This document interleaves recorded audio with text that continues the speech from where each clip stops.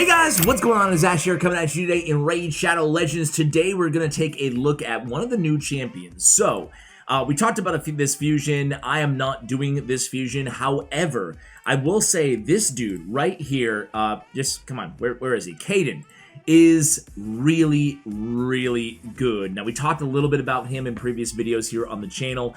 I've been able to build him up and took a day or so to kind of play him in a variety of areas in the game. And I have to say, you know, in today's video, hopefully I can prove to you guys, A, why he's good, B, kind of, you know, masteries and equipment, artifacts, all that stuff, and C, you know, what type of team to put around him so you can really get the true utility out of this champion. So again, really solid champion. It's hard to kind of rank epics at this point. There's so many good epics depending on what you need on your team, but I definitely rank him as one of a top tier epic, and it can help a lot of you guys in terms of progression and in terms of, you know, it's just a really solid champion. Now, he is a damage dealer, so this champion, if you put him with the same kind of gear and masteries as kind of a Tyrell, he'll put out more damage than him, so his multipliers are a little bit higher, and he's a really nice base defense at almost 1400, 1376, so it scales really well in terms of putting defensive percentage, chest plate on him, and substats. So one area of the, you know, that we should focus on every champion, that I definitely focus in on every champion, is the ring.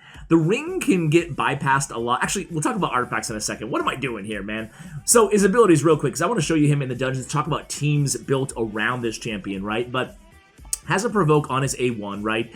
Not too bad, 30% chance win booked on a provoke A1, we'll take it, right?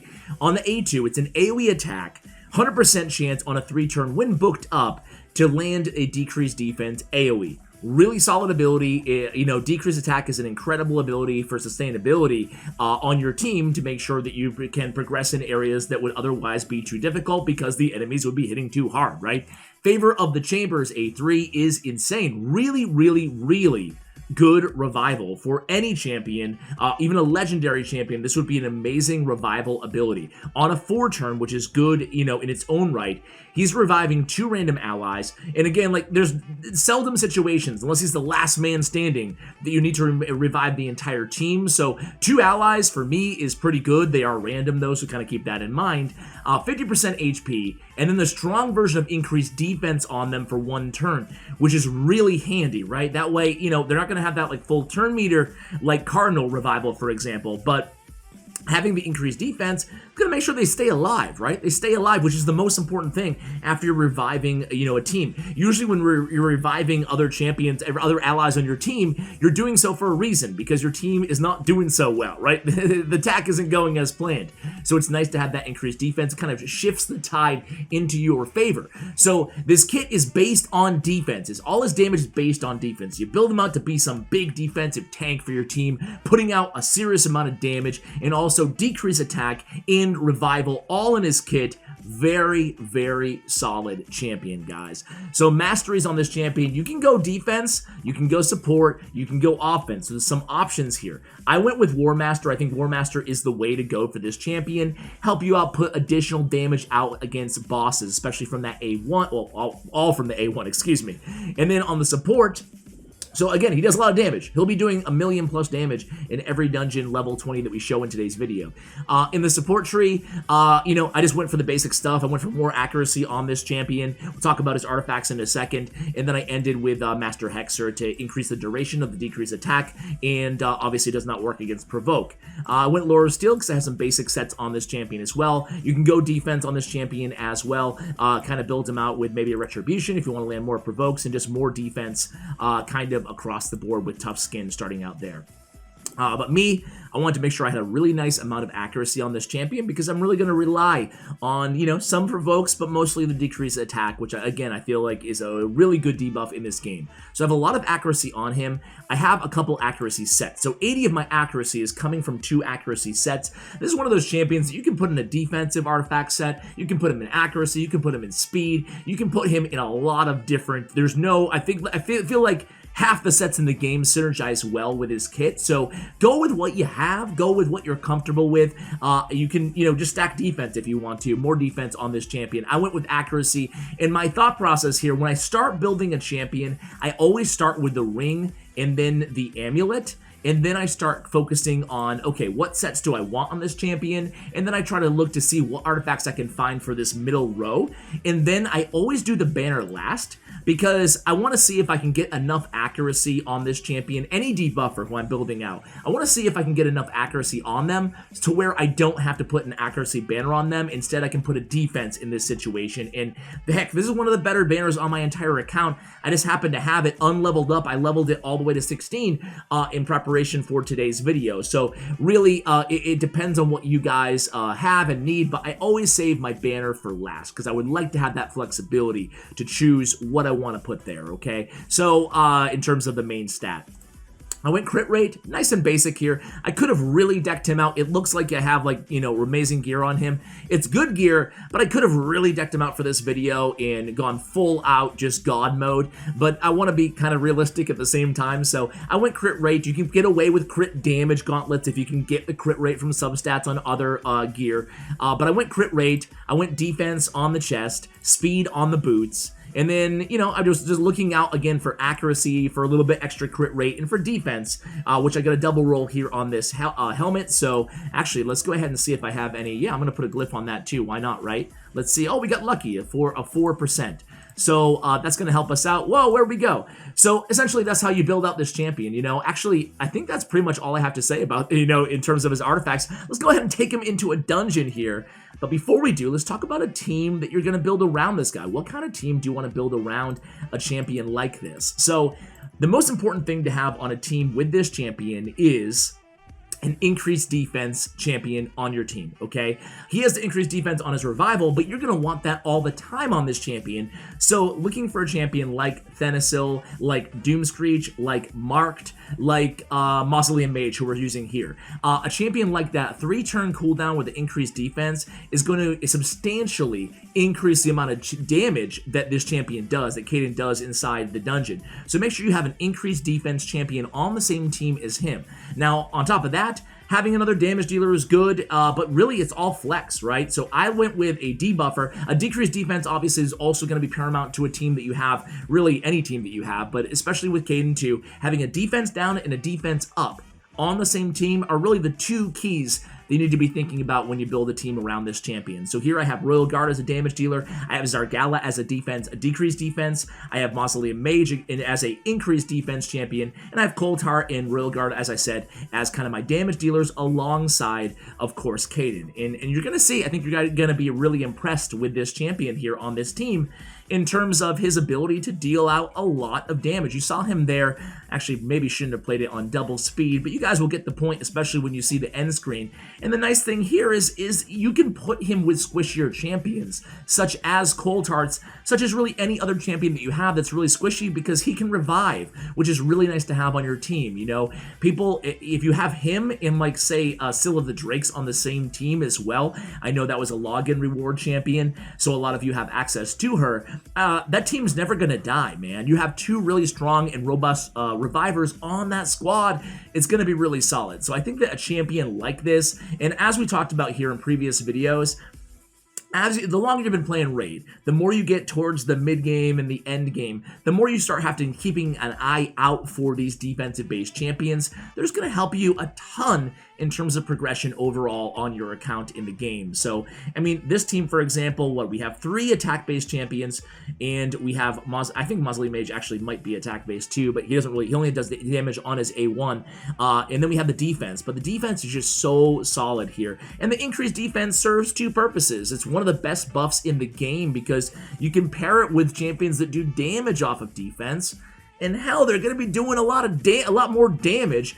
But of course, the obvious use of the increased defense is to keep everybody alive, right? Which is ironic because with Kaiden, you know, it's not paramount that you keep all of your champions alive because he can revive them. So I feel like this is the type of champion who's going to want to invest in this champion, who's going to want to make sure that they rank him all the way up to 6 stars because resources are scarce in this game. I think it's really anybody who could use a good AoE decrease attack champion, but more so than that, some help in Dark Elves. And here, actually, look at this. He put out about the same as Zargala in 710 and 713. I did say he was going to put out over 1 million, so I stand corrected there. I actually made a last-minute change and added Zargala to this team, so, you know, she stole some of the damage, some of that AoE damage that he was putting out, but still, I mean, Zargala is one of the better nuker epics in the game. He put out the same amount of damage, and I will say Zargala has better gear on. She's decked out in Savage gear with 100% crit rate. He's a little bit shy of 100% crit rate, and he's not in Savage gear, and he has not crit damage gauntlets, he has crit rate gauntlets. So Zargala is decked out more than he is, and he put out the same amount of damage.